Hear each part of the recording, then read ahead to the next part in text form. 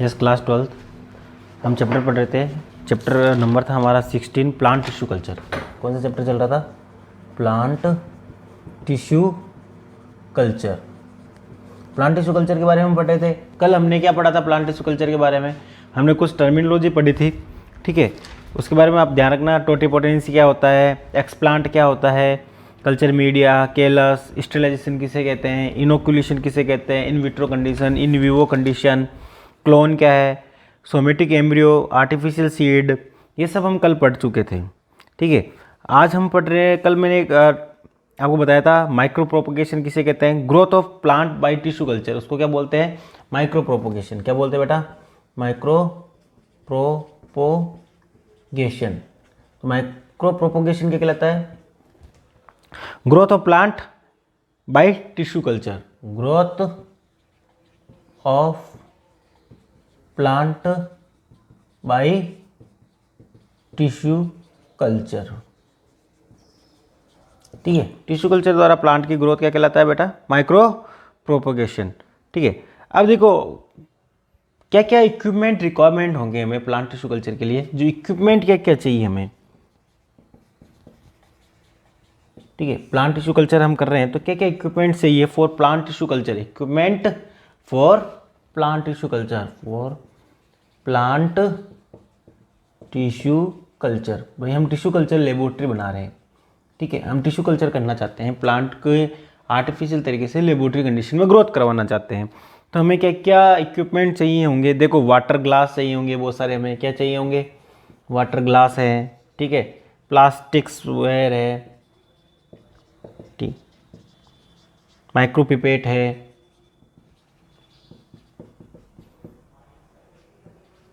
Micropipette है, सेंट्रीफ्यूजर है, centrifuge है, पीएच मीटर है, कल्चर ट्रे है, लेमिनार एयर फ्लो है। ऐसे बहुत सारे इक्विपमेंट हमें कल्चर इसके लिए चाहिए होंगे। अब देखो रूम कितने चाहिए होंगे? एक तो हमें जैसे ये सारे जो इक्विपमेंट है, वाटर ग्लास है, टेस्ट ट्यूब्स है, इन सबको वॉश करने के लिए एक वॉशिंग रूम चाहिए होगा, ठीक है। और एक हमें कल्चर तैयार करने के लिए कल्चर रूम चाहिए होगा। भाई हमें जो कल्चर करना है वो तो बिल्कुल ही कंटामिनेशन फ्री होना चाहिए, ठीक है ना। तो एकदम से अच्छा से हमें कल्चर रूम चाहिए होगा। सेपरेट क्या चाहिए होगा? कल्चर रूम चाहिए होगा। तो एक तो हमें वॉशिंग रूम चाहिए होगा ये सारे इनको धोने के लिए, ठीक है। एक हमें कल्चर रूम चाहिए होगा जहाँ हम कल्चर करेंगे, ठीक है। एक चाहिए होगा हमें रिकॉर्ड रूम, जहाँ से सारा रिकॉर्ड रखा जाएगा, ठीक है। इस तरीके से हम लेबोरेटरी को एस्टेब्लिश करते हैं। बहुत सारे इंस्ट्रूमेंट हमें इसमें चाहिए होते हैं और अलग अलग इसमें डिपार्टमेंट बना देते हैं कि यहाँ पर ये इक्विपमेंट का वॉशिंग होगा, यहाँ पर इस डिपार्टमेंट में हम कल्चर बनाएंगे, ठीक है। यहाँ पर इनोकुलेशन किया जाएगा, इनोकुलेशन के लिए अलग रूम बना दिया जाता है। फिर सारा जो डाटा रिकॉर्ड रखा जाता है उसके लिए अलग रूम बना दिया जाता है। कल्चर मीडियम मैंने आपको बता ही दिया था, ठीक है। ऐसा आर्टिफिशियल मीडियम जो प्लांट की ग्रोथ के लिए रेस्पॉन्सिबल होता है। आर्टिफिशियल मीडियम, कल्चर जो मीडियम होता है वो क्या है? आर्टिफिशियल मीडियम है जो प्लांट की ग्रोथ के लिए रेस्पॉन्सिबल होता है, उसको क्या बोलते हैं हम? Culture medium. अब देखो टिश्यू कल्चर के लिए हम पढ़ने वाले हैं स्टेप्स। क्या पढ़ने वाले हैं? स्टेप्स। स्टेप्स क्या क्या होते हैं? स्टेप टिश्यू कल्चर के दो भैया। टिश्यू कल्चर के लिए क्या स्टेप है? या आप इसको कह सकते हो माइक्रो प्रोपोगेशन। क्या बोल सकते हैं? माइक्रो प्रोपोगेशन, ठीक है। तो टिश्यू कल्चर के लिए क्या क्या स्टेप होते हैं, ठीक है। देखो सबसे पहले हमें क्या करना होता है? फर्स्ट स्टेप में क्या आएगा? हमें सिलेक्शन ऑफ प्लांट। क्या करना है? Selection of plant. प्लांट का हमें सिलेक्शन करना है। भाई जिसका हमें टिश्यू कल्चर करना है उस प्लांट का पहले हम सेलेक्ट करेंगे कि यार इस प्लांट से हमें एक्सप्लांट लेना है और इसका हमें टिश्यू कल्चर करना है, ठीक है। अब हम क्या करेंगे? सिलेक्शन कर लिया, उससे हम क्या ले लेंगे? एक्सप्लांट। क्या ले लेंगे? एक्सप्लांट ले लिया, उसका एक छोटा सा कोई पार्ट हमने ले लिया। फिर इस एक्सप्लांट का क्या करेंगे भैया? हम स्टेरिलाइजेशन करेंगे। क्या करेंगे? स्टेरिलाइजेशन। स्टेरिलाइजेशन का मतलब क्या है? उसको साफ वॉश करना। क्या करना? उसको कंटामिनेशन फ्री करना। एक्सप्लांट हमने जो लिया, सपोज करो हमने एक्सप्लांट के रूप में लीफ ले ली। क्या ले ली? लीफ। ठीक है। अब इस लीफ को हमें क्या करना पड़ेगा, बिल्कुल वॉश करना पड़ेगा। क्या करना पड़ेगा, वॉश, ताकि इसके ऊपर अगर कोई माइक्रोइज्म्स लगा हुआ हो तो बिल्कुल वॉश हो जाए। तो अब स्टेलाइजेशन किसके द्वारा करते हैं, देखो स्टेलाइजेशन करने के लिए हम इसको वॉश करते हैं मर्क्यूरी क्लोराइड से। किससे, मर्क्यूरी क्लोराइड से इसको वॉश करते हैं। इथेनॉल से इससे वॉश किया जाता है, ठीक है। सिल्वर नाइट्रेट से इसको वॉश करते हैं,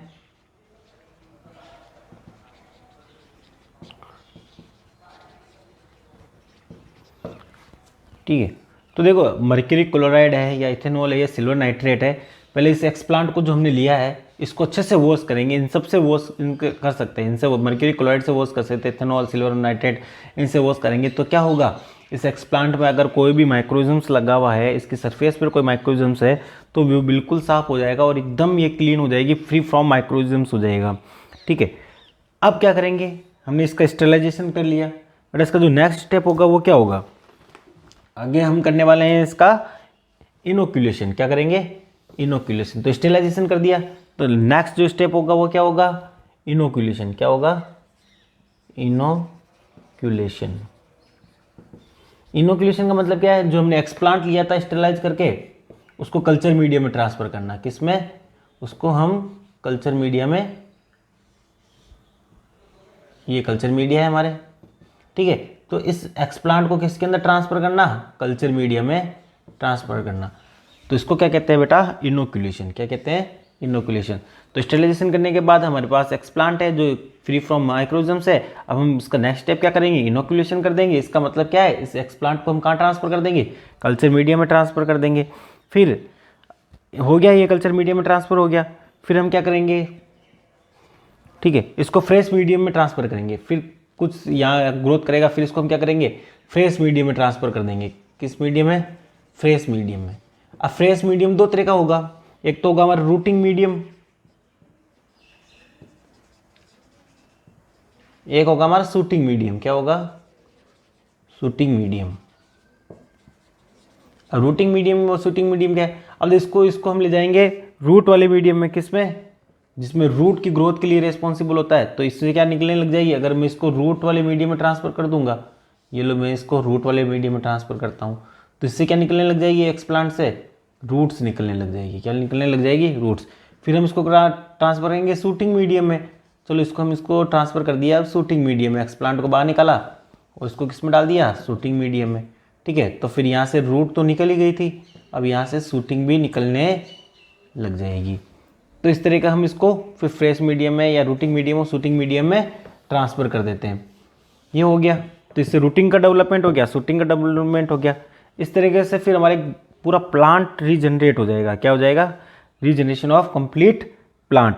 फिर हम क्या करेंगे, जैसे यहाँ से एक रीजनरेशन हो गया है हमारा कंप्लीट प्लांट का, ठीक है।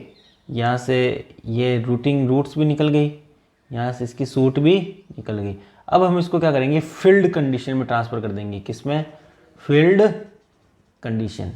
अब इसको हम फील्ड कंडीशन में ट्रांसफ़र कर देंगे। उस फील्ड कंडीशन में ट्रांसफ़र करने को क्या बोलते हैं, हार्डनिंग एंड एक्लाइमेटाइजेशन बोला जाता है। तो इसका जो नेक्स्ट स्टेप होता है उसको बोलते हैं हार्डनिंग एंड एक्लाइमेटाइजेशन।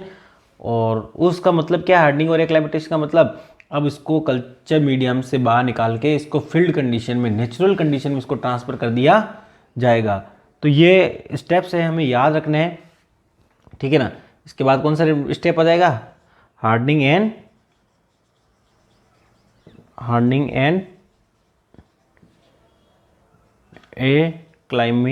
क्लाइमेलाइजेशन, ठीक है ना। इसका मतलब क्या है, transfer to field condition, transfer to natural condition, ठीक है। तो ये स्टेप्स हमें समझ में आ गया। देखो सबसे पहले हम क्या करते हैं, सिलेक्शन ऑफ प्लांट, जिसका हमें ग्रोथ करवाना है, टिश्यू कल्चर करवाना है।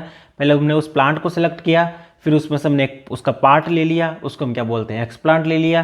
फिर उस एक्सप्लांट को हमने स्टेरिलाइज कर दिया, मर्क्यूरी क्लोराइड से, इथेनॉल से, सिल्वर नाइट्रेट से हमने क्या कर दिया बेटा, उसको स्टेरिलाइज कर दिया। फिर उसको हमने क्या करा, कल्चर मीडिया में ट्रांसफ़र कर दिया, इनोक्यूलेशन कर दिया। फिर उसका फ्रेश मीडिया मतलब रूटिंग मीडिया में ट्रांसफ़र कर दिया, जिससे रूट का डेवलप हो गया, शूटिंग मीडिया में शूट का डेवलप हो गया। ऐसे एक पूरा कंप्लीट प्लांट रीजनरेट हो गया। प्लांट रीजनरेट होने के बाद हम क्या करते हैं, उसको फील्ड कंडीशन में ट्रांसफ़र कर दिया जाता है। तो ये स्टेप हमें याद रखना है कि टिश्यू कल्चर में कौन कौन से स्टेप काम में होते हैं, और ये एकदम कंटिन्यूटी हमें याद होनी चाहिए। अब इसके बाद हम पढ़ेंगे टाइप्स ऑफ कल्चर। कल्चर कितने टाइप के होते हैं।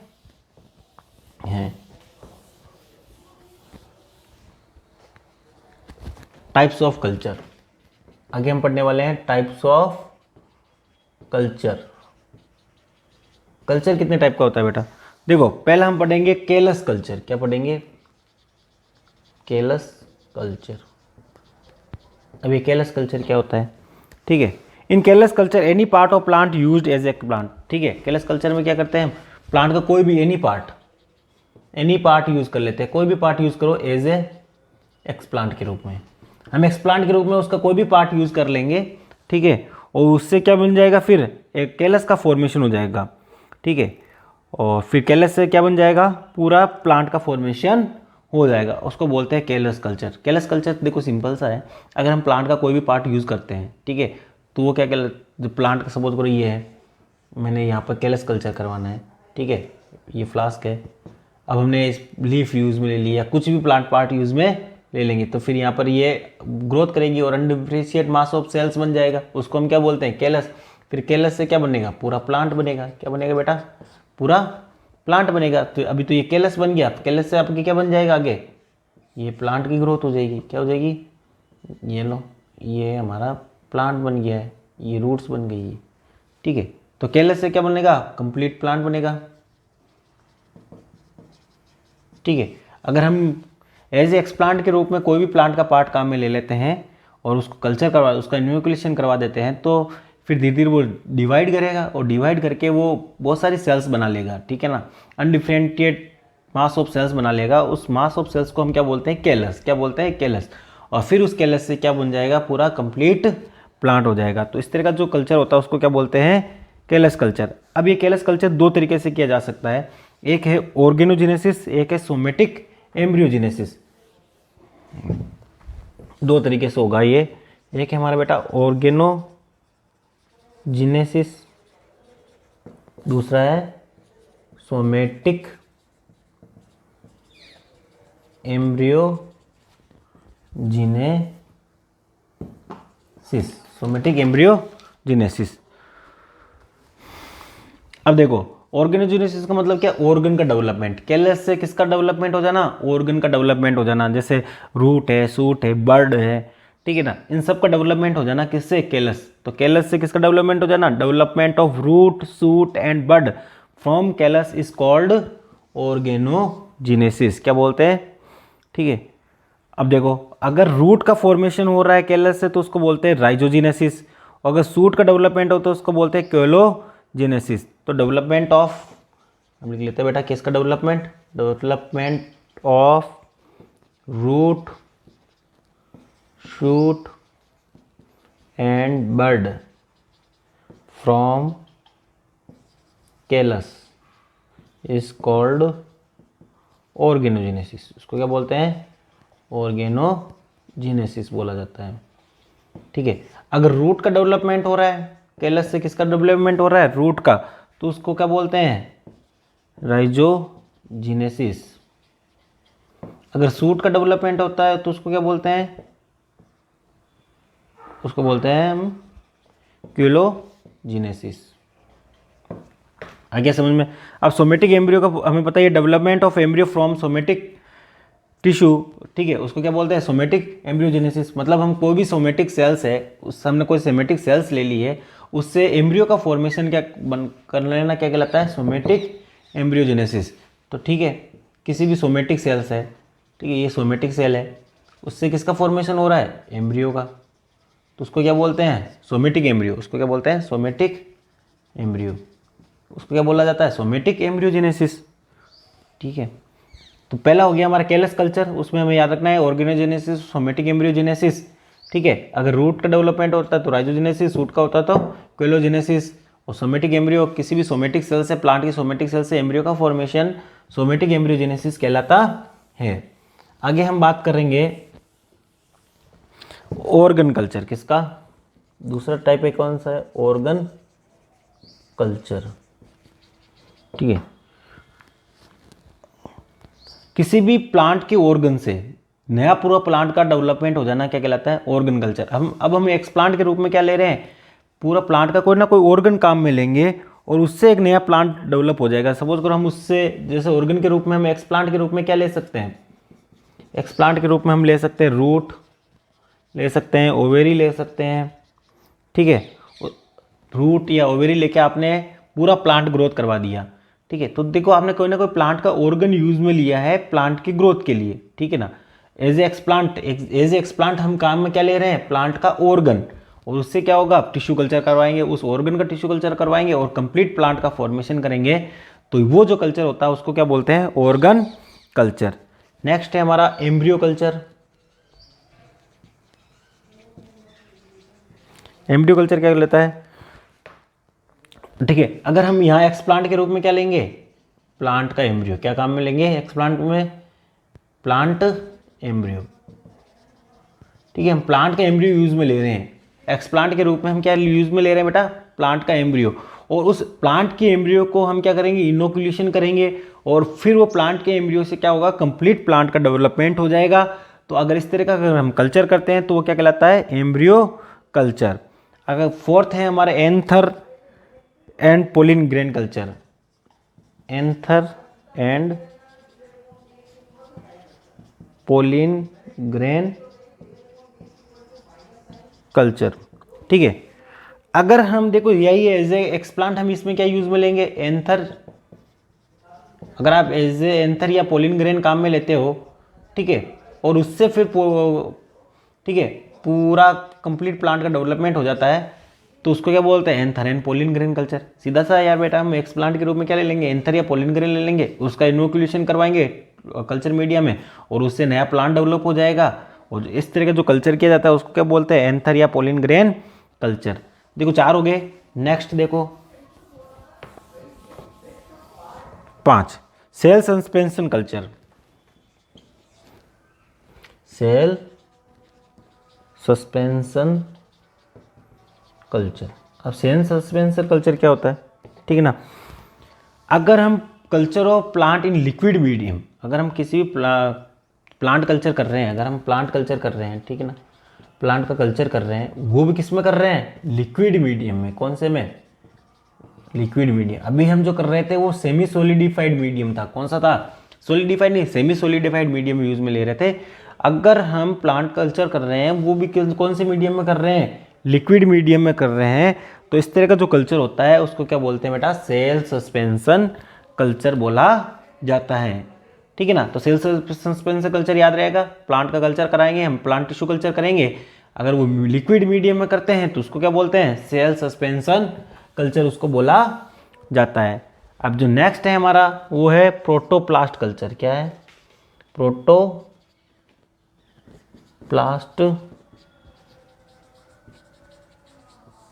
प्रोटोप्लास्ट कल्चर क्या होता है? ठीक है, ठीक है। अगर हम प्लांट की कोई सेल लें और उसको विदाउट सेल वॉल या सेल मेम्ब्रेन कर दें, ठीक है ना, ठीक है, ठीक। तो प्लांट सेल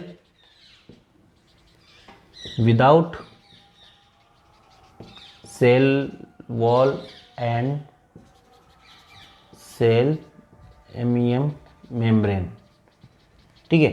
तो plant cell without cell wall and cell membrane is called protoplast. उसको क्या बोला जाता है? प्रोटोप्लास्ट। अगर हमने ऐसा प्लांट का सेल ले लिया, ठीक है, और उसमें से हमने उसकी सेल, जैसे ये प्लांट सेल है, उसकी अगर हमने उसकी सेल वॉल रिमूव कर दी है या सेल मेम्ब्रेन रिमूव कर दी है, तो फिर हमारे पास जो बचेगा उसको क्या बोलेंगे? प्रोटोप्लास्ट। क्या बोलेंगे? प्रोटोप्लास्ट। और एज ए प्रोटोप्लास्ट अगर हम यूज में लेते हैं टिश्यू कल्चर एक्सप्लांट के रूप में, अगर मैं एक्सप्लांट के रूप में प्रोटोप्लास्ट यूज में लूँ और उसका फिर मैं टिश्यू कल्चर करवा दूँ, ठीक है, इसका मैं टिश्यू कल्चर करवा दूँ, तो इस तरह का जो कल्चर होगा, ठीक है, उसको क्या बोलते हैं हम? Protoplast culture. क्या बोलते हैं? प्रोटोप्लास्ट कल्चर, ठीक है। अब प्रोटोप्लास्ट कल्चर भी क्या होता है? पहले लिक्विड मीडियम में किया जाता है, फिर उसको सेमी सोलिडिफाइड मीडियम में ट्रांसफर कर दिया जाता है, ठीक है। तो याद हो गया प्रोटोप्लास्ट कल्चर। अब हम इसकी जो नेक्स्ट है वो है पढ़ेंगे application of plant tissue culture.